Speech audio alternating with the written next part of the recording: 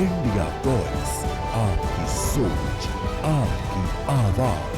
बहुत स्वागत है आपका इंडिया वॉइस पे। मैं हूं आपके साथ समृद्ध मिश्रा। शुरुआत करते हैं बुलेटिन की पहली खबर के साथ। आपको बता दें कि सीएम योगी आदित्यनाथ के सिंगापुर के दौरे का दूसरा दिन जो है आज बताया जा रहा है। सिंगापुर के मंत्रियों से करेंगे मुलाकात। इसी के साथ आपको बता दें कई सेंटर्स का दौरा करेंगे सीएम योगी और साथ ही SATS के CEO से भी यहां पर जो है मुलाकात उन्होंने की है।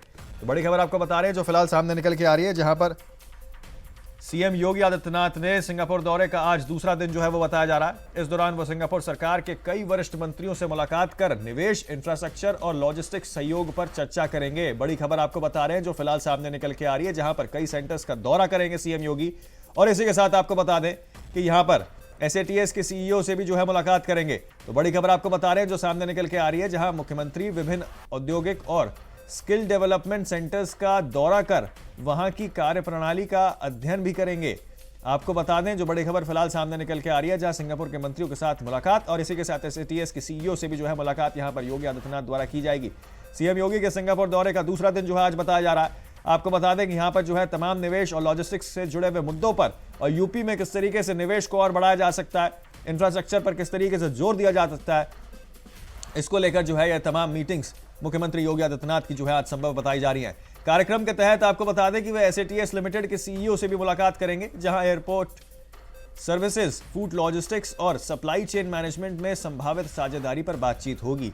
इस दौरे का उद्देश्य उत्तर प्रदेश में निवेश और इसी के चलते विदेशी निवेश को आकर्षण करना और वैश्विक कंपनियों के साथ यहां पर जो साझेदारी है और जो सहयोग है उसको बढ़ाना बताया जा रहा है।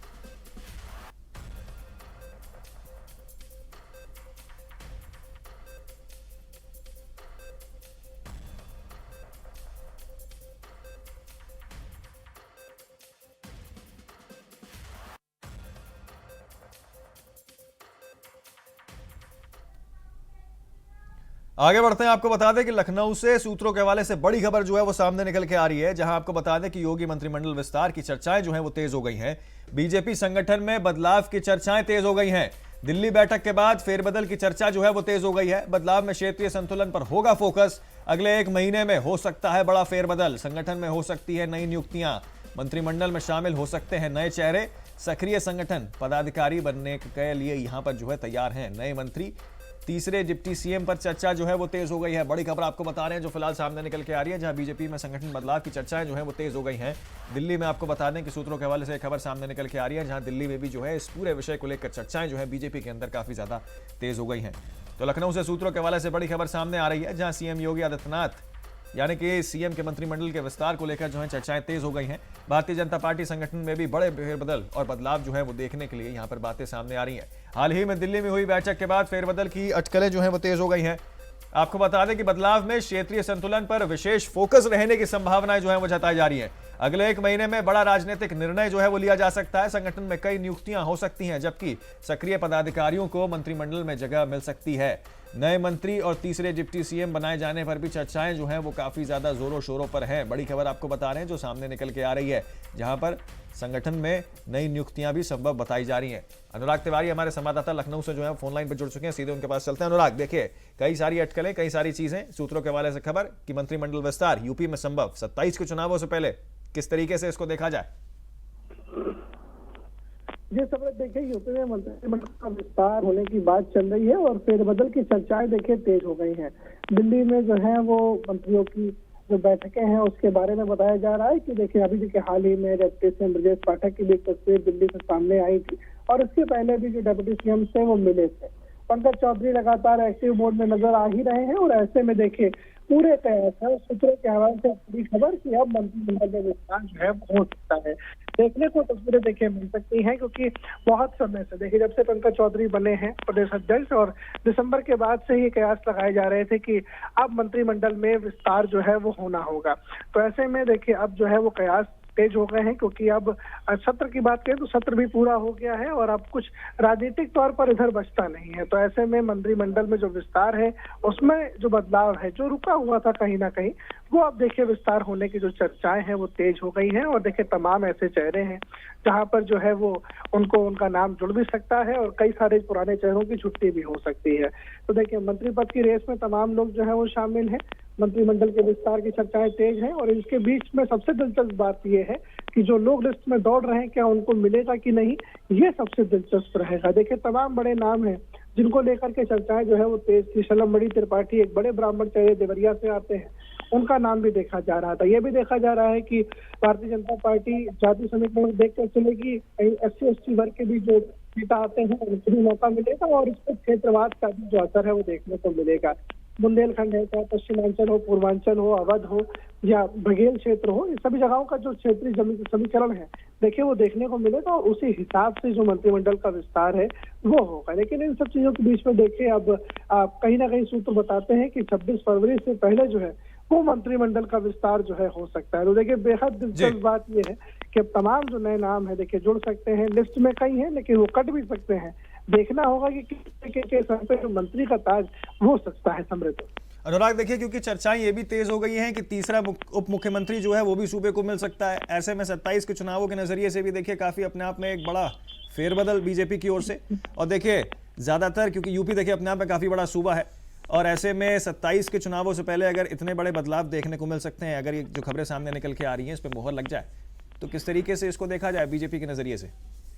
बिल्कुल देखिए तीसरे उप मुख्यमंत्री की बात चल रही है और जो तीसरा मोर्चा होगा उप मुख्यमंत्री का वो कहीं ना कहीं जो है वो SC ST वर्ग से या फिर OBC जाति से जो है वो बनाने की बात करें। क्योंकि देखिए ब्रजेश पाठक जो है वो स्वयं ब्राह्मण समाज से आते हैं, केशव प्रसाद मौर्य जो है वो OBC समाज से आते हैं और देखिए उसके बाद अगर हम बात करें तो अब तमाम जो नाम है वो लिस्ट में है कि अब तीसरा उप मुख्यमंत्री भी उत्तर प्रदेश को मिल सकता है।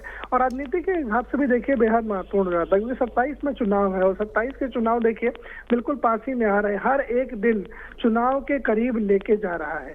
ऐसे में देखिए राजनीतिक दल जो है वो लगे हुए हैं और इस बीच जब बीजेपी में मंत्रिमंडल का विस्तार होना है तो बीजेपी इस बात का देखिए समृद्ध बिल्कुल ध्यान रखेगी कि किस तरह से जातीय समीकरण को साधा जाए, उसको लेकर के जो चेहरे हैं वो उतारे जाए और जो क्षेत्रीय समीकरण है उसको भी जो है देखा जाए। देखिए पिछली बार बुंदेलखंड के कुछ इलाकों में 2022 के इलेक्शन में बीजेपी को शिकस्त का सामना करना पड़ा था, फिर वो चाहे चित्रकूट का इलाका हो, बांदा में भी वोट कम हुए थे और तमाम ऐसे क्षेत्र है बुंदेलखंड के जहां पर बीजेपी पहले मजबूत थी लेकिन उसके बाद कहीं कमजोर नजर आई।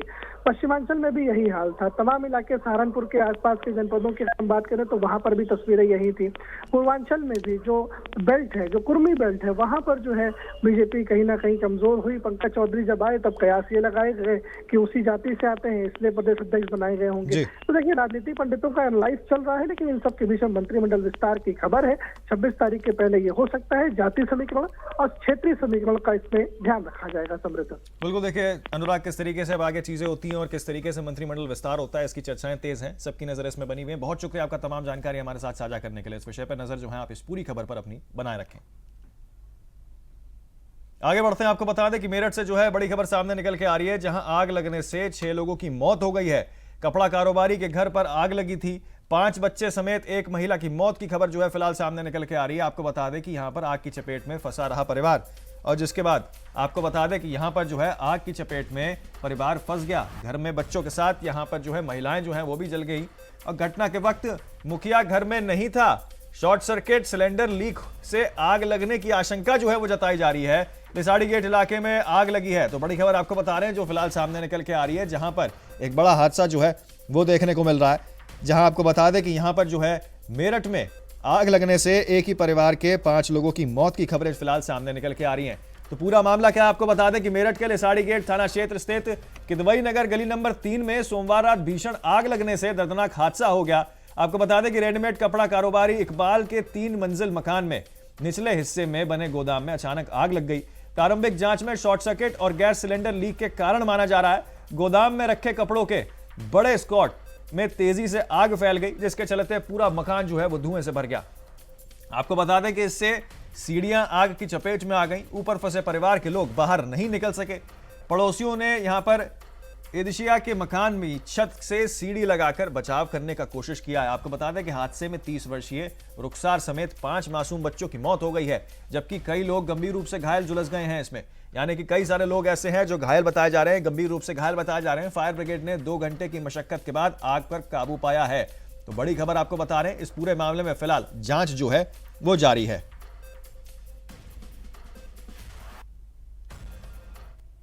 गेट इलाके में एक अग्निकांड हुआ है जिसमें 5 बच्चों सहित एक महिला की झुलसकर मौत हो गई है। हालांकि मौके पर दमकल विभाग की गाड़ियां पहुंची और आला अधिकारी पहुंचे, जिन्होंने बड़ी मशक्कत के बाद वहां रेस्क्यू ऑपरेशन चलाया, जिसके बाद उन 5 लोग और महिला को निकाल करके हॉस्पिटल भर्ती कराया, जहां पर डॉक्टरों ने उनको मृत घोषित कर दिया है। बताया जा रहा है कि परिवार के ये 5 लोग हैं, जिसमें बच्चे सहित एक महिला है। महिला की जो उम्र है वो 25 से 26 साल बताई जा रही है। हालांकि वो जो परिवार के लोग हैं उन्होंने पोस्टमार्टम के लिए मना कर दिया है और उसके बाद उनको यहाँ से हॉस्पिटल से उनकी बॉडी वापस घर भेज दी गई है। अब उनको कल सुबह सुपुर्द खाक किया जाएगा। कैमरामैन मोहसिन खान के साथ मैं शाहरुख सफी, इंडिया वॉइस मेरठ। आगे बढ़ते हैं, आपको बता दें कि लखनऊ में आशियाना में सनसनीखेज हत्याकांड का मामला सामने निकल के आया, जहां आशियाना में पैथोलॉजी संचालन की निर्मम हत्या, घर में जम में मिला शव और मानवेंद्र प्रताप सिंह का धड़ जो है वो मिला है। 20 फरवरी को लापता थे कारोबारी बेटे अक्षय प्रताप को पुलिस ने यहां पर हिरासत में लिया है। बड़ी खबर आपको बता रहे हैं, जहां आशियाना कोतवाली के सेक्टर एल में वारदात, पारिवारिक विवाद की आशंका, जांच जारी, पुलिस कई बिंदुओं से कर रही है पूछताछ। तो बड़ी खबर आपको बता रहे हैं जो सामने निकल के आ रही है, जहां पर लखनऊ में घर के जम में मिला मानदेव प्रताप सिंह का धड़। बड़ी खबर, जहां आशियाना में सनसनीखेज हत्याकांड देखने को मिला है। घर के जम में यहां पर जो है शव मिला है। 20 फरवरी से लापता थे कारोबारी और उसके बाद अब जो है यहां पर आपको बता दें घर के जम में यहां पर शव मिला है। तो लखनऊ के आशियाना इलाके में सनसनीखेज हत्याकांड सामने आया है, जहां पैथोलॉजी संचालक मानवेंद्र प्रताप सिंह जो 20 फरवरी से लापता थे, उनका धड़ घर के अंदर एक ड्रम में मिला है। घटना से इलाके में हड़कंप मच गया है। पुलिस ने त्वरित कार्रवाई करते हुए मृतक के बेटे अक्षय प्रताप को यहां हिरासत में ले लिया है और उससे पूछताछ की जा रही है। प्रारंभिक जांच में पारिवारिक विवाद की आशंका जताई जा रही है। हालांकि पुलिस सभी पहलुओं से यहां पर जांच कर रही है। आशियाना कोतवाली के सेक्टर एल स्थित घर को सील कर दिया गया है और साक्ष्य जुटाए जा रहे हैं। मामले की गहन छानबीन यहां फिलहाल इस पूरे मामले में जारी है। इसमें 20 तारीख को एक गुमशुदगी के बारे में सूचना मिली थी कि श्री मानवेंद्र प्रताप सिंह हैं, जो जिनकी उम्र 49 साल है, वो अपने घर से गुमशुदा हैं। इसके लिए पुलिस लगातार इसके लिए जांच पड़ताल कर रही थी। इस क्रम में आज पता चला है कि उनका जो पुत्र है अक्षय प्रताप सिंह, जिसकी उम्र लगभग 19 साल है, उसने उनकी हत्या कर दी थी। उसी दिन 20 तारीख को ही सुबह लगभग 4:30 बजे राइफल से उसने उनकी हत्या कर दी और शव को फिर छुपाने के दृष्टिकोण से शव का कुछ छत विच्छेद कर किया है, जो कि ग्राउंड फ्लोर से पाया गया है। जो अभियुक्त है उसको पुलिस की कस्टडी में ले लिया गया है और उससे अग्रिम पूछताछ की जा रही है। मौके पे जो फॉरेंसिक की टीम है वो आ गई है, वो साक्ष्य इकट्ठा कर रही है और अग्रिम विधि कार्रवाई की जा रही है। थाना आशियाना पर एक गुमशुदगी दर्ज की गई थी कि श्री मानवेंद्र सिंह, जिनकी उम्र लगभग 49 साल है, वो 20 तारीख को सुबह अपने घर से कहीं चले गए हैं। इस सिलसिले में पुलिस जांच कर रही थी। जांच के दरमियान ये अनावरण हुआ है कि उनका पुत्र जो 19 साल का है अक्षय सिंह, उसने अपने उसी दिन 20 तारीख को ही सुबह ही एक राइफल से गोली चलाकर उनकी हत्या कर दी और बाद में शव को और साक्ष्य को छुपाने के लिए उसने उसके कुछ टुकड़े भी किए। तो राशिद आरिफ हमारे संवाददाता लखनऊ से जो है फोन लाइन पर जुड़ चुके हैं, सीधे उनके पास चलते हैं। राशिद, देखिए क्या पूरा मामला बताया जा रहा है। हालांकि प्रारंभिक जांच में कहा जा रहा है कि आपसी पारिवारिक रंजिश जो है हो सकती है। अब इस मामले में किस तरीके से पुलिस फिलहाल कार्रवाई कर रही है, क्योंकि देखिए बेटे को यहाँ पर हिरासत में ले लिया गया है। एक बेटे ने अपने पिता की हत्या कर दी। माना ही जा रहा है कि कुछ दिन पहले घर में कुछ चोरी से हुई थी, जिसको लेके पिता ने पुलिस में जो रिपोर्ट दर्ज कराई थी, लेकिन बाद में पिता को ये पता चला कि ये बेटे की हरकत है, इस वजह से उन्होंने वो एप्लीकेशन वापस ले ली। देखिए लगातार बेटे की गतिविधियों पर नजर रखी जा रही थी। कहीं ना कहीं बेटा किसी न किसी अनैतिक कार्य में था। उसी को लेकर बाप पिता और पुत्र में कहासुनी आए दिन होती थी, जिसको लेकर पिता ने पुत्र को समझाने की कोशिश की। रात में जब पिता लेटे हुए थे तो अक्षय जो बेटा था, उन्होंने अमरेंद्र को गोली मार दी और सुबह जो है उनके जो भी बिस्तर था वो बिस्तर ले जाके मोशी एयरपोर्ट के पास जला दिया। उसके बाद में गुमशुदगी की रिपोर्ट भी लिखाई गई कि पिता 2 दिन से लापता। तो उसी को लेके पुलिस भी जांच कर रही थी। पड़ोसियों ने भी इस पूरे मामले पे नजर बना रखी थी और वो बार बार पूछताछ कर रहे थे। लेकिन गोली मारते अक्षत को उसकी बहन ने देख लिया था। हालांकि बहन जब गोली की आवाज सुनती है और कमरे में आती देखती है पिता की लाश जो है वो बेड पे पड़ी हुई है। उसके बाद जब वो चिल्लाती है तो अक्षत उसको जान में मारने की धमकी देकर उसको चुप करा देता और कमरे में बंद कर देता। हालांकि जब 2 दिन बीत गए उसी के बाद में जब शक बेटे के ऊपर, जो अक्षत बेटा था उसके ऊपर मंडराते रहा, तो उसी को लेके जब पुलिस ने पूछताछ की या उनके भाइयों ने पूछताछ की तो उसके बाद में पूरा मामला सामने आया। देखिए, अक्षत ने अपने पिता को गोली मारी, गोली मारने के बाद में उनके शव को नीले ड्रम में डाल दिया, उसके बाद में उसने टुकड़े भी करे। तो जो है पुलिस जब वहाँ पे पहुंची तो वहाँ पे उनको जो है टुकड़े मिले, उसके बाद में अक्षत को गिरफ्तार कर लिया गया। लेकिन इस घटना से आसपास के सभी लोग जो है वो सनसनी फैली हुई है कि जिस तरह से बेटे ने अपने पिता की हत्या की, पूरे मामले को लेकर अब पुलिस जो है ये जांच भी कर रही है कि किस वजह से गोली मारी गई। हालांकि जानकारी ये भी पता चल रही है, जो हम लोगों को पड़ोसियों से बात किया तो वो ये बता रहे हैं कि ये बेटा जो है कहीं ना कहीं कुछ अनैतिक कार्यों में था। अब उसके लिए उसको पैसा चाहिए था, जो घर में कभी कभी चोरी भी करता था। इन सारी चीजों को लेकर पिता लगातार इसको समझाते थे, उसी से वो चिढ़ के उसने इस घटना को अंजाम दिया थी। समझे राशिद, देखिए क्योंकि 20 फरवरी का पूरा मामला है बताया जा रहा है, आपने कहा कि जो आस पड़ोस के लोग हैं वो साफ तौर पे कह रहे हैं कि देखिए पिता जो है बार बार समझाते थे, चोरी चकारी भी घर पे कभी कभार करता था। तो क्या इस एंगल से भी पुलिस जांच कर रही है कि देखिए मानसिक रूप से हो सकता है कुछ इसको समस्या हो? नहीं, देखिए बिल्कुल आपको बता दें कि जिस तरह से ये घटना सामने आई है उसी के बाद में कहीं ना कहीं एक हलचल सी मच गई थी, क्योंकि 2 दिन से जो है अमरेंद्र वो लापता थे। देखिए लगातार ये माना जा रहा है कि कुछ ऐसे ऑनलाइन गेमिंग वगैरह है जिसमें बच्चे आजकल जो है पैसा इन्वेस्ट करते हैं और उसी पे पैसा जब चला जाता है तो तमाम तरह के गलत काम भी करते। ये सब चीजें उसी को देख के लगता है कि इस तरह का हुआ है। अब पुलिस भी जो है उस बेटे को गिरफ्तार करके उसको जेल भेज दिया गया। जी चलिए, बहुत शुक्रिया राशिद आपका तमाम जानकारी साझा करने के लिए। नजर जो है आप इस पूरी खबर पर अपनी बनाए रखें। आगे बढ़ते हैं, आपको फिर से बता दें कि झारखंड चतरा के जंगल में एयर एम्बुलेंस क्रैश की खबर जो है सामने निकल के आ रही है, जहां हादसे में मरीज समेत सभी 7 लोगों की मौत हो गई है। टेक ऑफ के 20 मिनट में एटीएस से संपर्क टूटा। रात भर चतरा जंगल में चला रेस्क्यू ऑपरेशन, जिसके बाद एयर एम्बुलेंस सवार सभी लोगों के शव बरामद किए गए हैं। बड़ी खबर आपको बता रहे हैं जो सामने निकल के आ रही है, जहां हादसे में मरीज सहित सभी 7 लोगों की मौत की खबरें फिलहाल सामने निकल के आ रही हैं।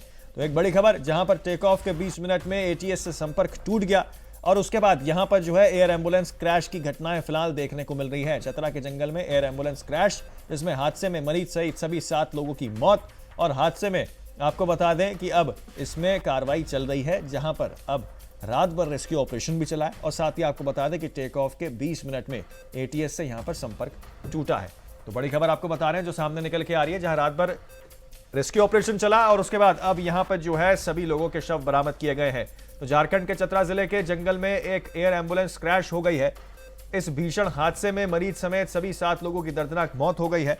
जानकारी के अनुसार आपको बता दें कि टेक ऑफ के करीब 20 मिनट बाद एयर ट्रैफिक सर्विस यानी कि एटीएस के विमान का संपर्क टूट गया था। इसके बाद प्रशासन ने बड़े स्तर पर यहां सर्च ऑपरेशन शुरू किया है। घने जंगल और अंधेरे के कारण रेस्क्यू अभियान पूरी तरीके से पूरी रात चलता रहा। सुबह तक सभी शव बरामद कर लिए गए हैं। हादसे के कारणों की जांच शुरू कर दी गई है। प्रशासन ने मृतकों के परिजनों को सहायता का आश्वासन भी यहां पर दिया है। तो बड़ी खबर आपको बता रहे हैं जो सामने निकल के आ रही है, जहां यहां पर आपको बता दें कि हादसे में मरीज सहित सभी 7 लोगों की मौत की खबरें फिलहाल सामने निकल के आ रही हैं।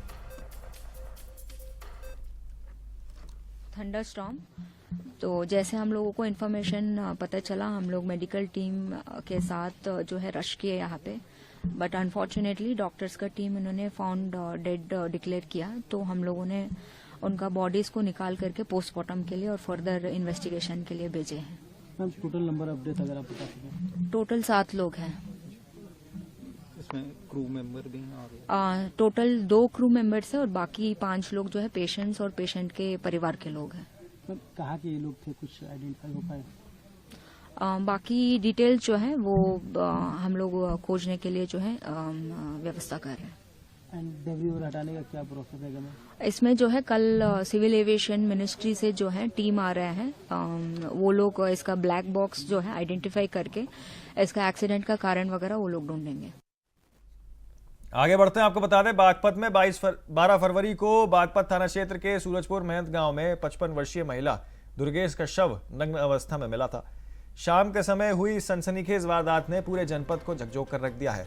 पुलिस के लिए ये ब्लाइंड मर्डर चुनौती बनता हुआ साबित हो रहा है, जबकि विभिन्न संगठनों द्वारा खुलासे की मांग को लेकर लगातार पंचायत और प्रदर्शन किए जा रहे हैं। घटना के 12 दिन बाद बागपत पुलिस ने मामले का खुलासा करते हुए अग्रवाल मंडी चटरी निवासी राजेश को गिरफ्तार कर जेल भेज दिया है। एसपी सूरज कुमार राय ने बताया कि 12 फरवरी की शाम दुर्गेश गांव लौट रही थी, तभी आरोपी ने गलत नियत से उसे पकड़ लिया।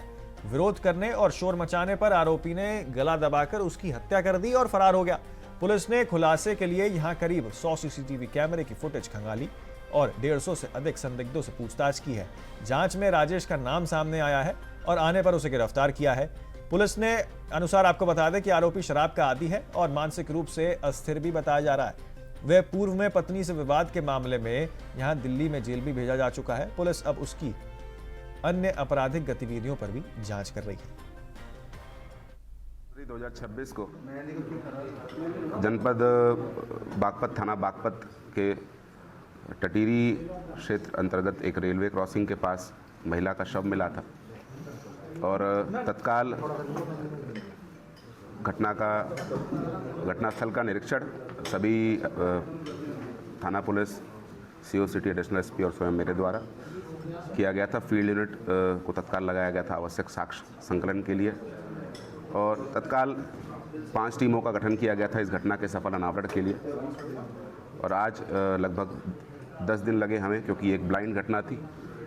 ये महिला जिनकी मौत हुई, इनके पास कोई मोबाइल फ़ोन ये यूज़ नहीं करती थी और ना ही जो घटनास्थल था उसके आसपास कोई मेजर कैमरा कवर करता था। एक सुनसान इलाका ट्रैक के बगल का था, जिसको सूरजपुर महनुआ गांव के रहने वाले लोग कई वर्षों से गांव के अंदर आने जाने के लिए प्रयोग करते थे।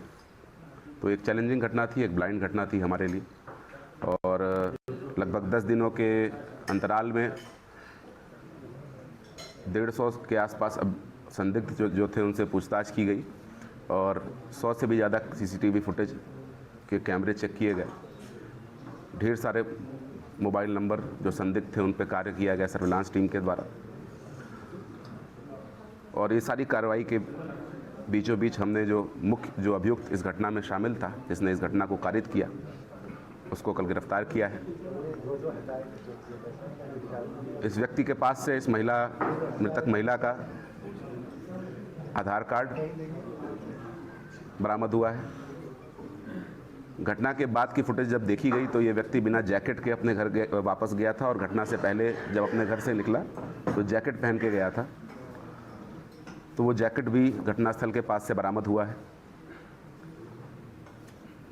अभियुक्त की सेल आईडी लोकेशन भी घटनास्थल की 11 तारीख की है, जो कभी आमतौर पे ये उस घटनास्थल के आसपास की लोकेशन नहीं होती है। एवं अन्य ढेर सारे फॉरेंसिक साक्ष्य हैं जो घटना में इसकी संलिप्तता की तरफ इशारा करते हैं। और अभियुक्त ने पूरी घटना को पुलिस के सामने कन्फेस भी किया है, उन परिस्थितियों को भी बताया है। ये अभियुक्त शराब पीने का आदी है और आम छवि इसकी ठीक नहीं है।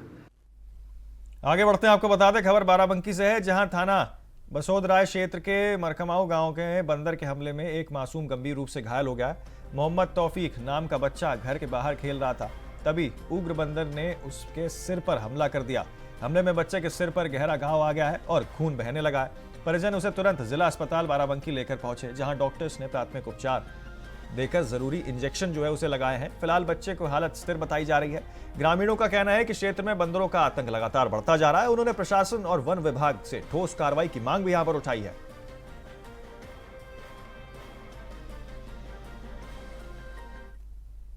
आगे बढ़ते हैं, आपको बता दें कि बरसाना की लड्डू होली और विश्व प्रसिद्ध लक्ष्मार होली के लिए श्री बाके और राधा रानी मंदिर की नगरी बरसाना सज धज गई है।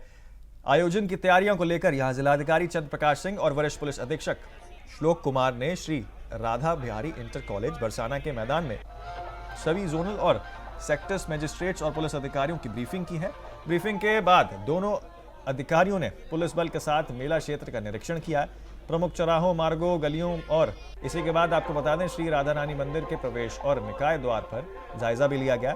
अधिकारियों ने मंदिर मार्ग पर स्थित दुकानदारों को सामान दुकानों के अंदर रखने और रास्तों को अवरुद्ध करने वाले ढलके, रेड़ी, पटरी और ठेलों को हटाने के निर्देश दिए हैं। होली के दौरान सुचारू यातायात व्यवस्था रखने के लिए यहां डाइवर्जन प्लान भी लागू कर दिया गया है। तो फिलहाल के लिए इस बुलेटिन में मेरे साथ इतना ही। जल्द होंगे हाजिर और खबरों के साथ। आप देखते रहें सिर्फ इंडिया वॉइस।